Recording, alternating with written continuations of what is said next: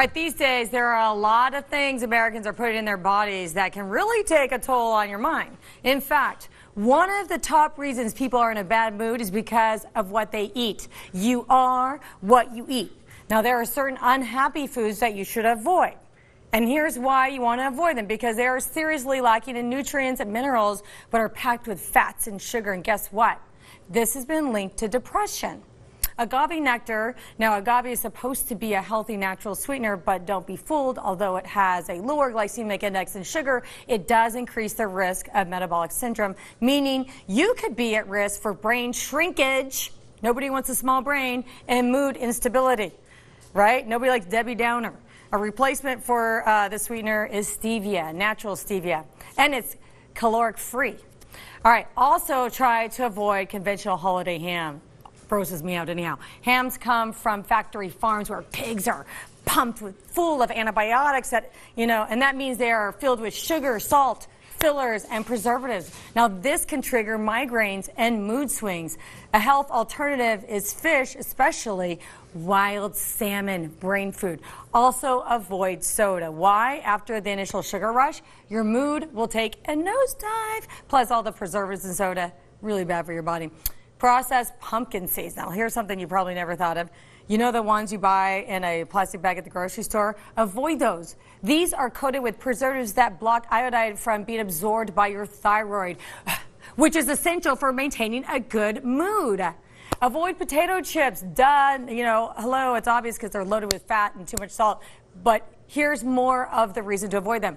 Those chips are fried in oils that are packed with omega-6 fatty acids, which block out mood-enhancing omega-3 fatty acids, which are healthy for you. Switch to popcorn without butter. All right, bagels. This breakfast favorite isn't exactly the best for you. Bagels are full of simple carbs, which can make you have a major energy crash before lunchtime. All right, from what you eat to what you inhale. A new study finds that people who smoke pot may be at increased risk for psychosis, at least if they have a certain genetic marker. In fact, the risk for psychosis increases 7-fold. Keep in mind, previous studies have already linked smoking marijuana with an increased risk of psychiatric disorders, including schizophrenia. And here's something you want to hear, at least if you ever get nervous or anxious, too stressed out. There's a new way you can tell if your everyday worries have crossed the line to full-blown anxiety. If you experience any of the following symptoms on a regular basis, you may want to talk to your doctor.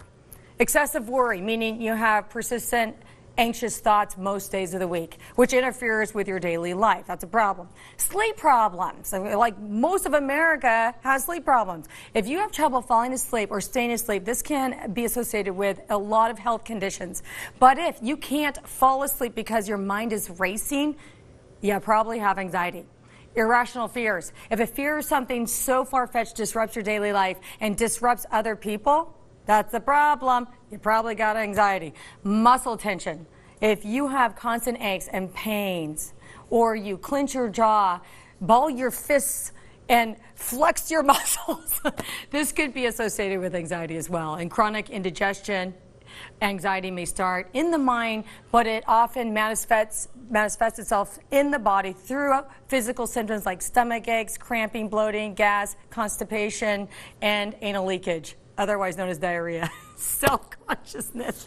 Social anxiety disorder doesn't always involve speaking to a crowd or being the center of attention. In most cases, that anxiety is provoked by everyday situations such as making one-on-one conversation at a party or eating and drinking in front of even a small number of people.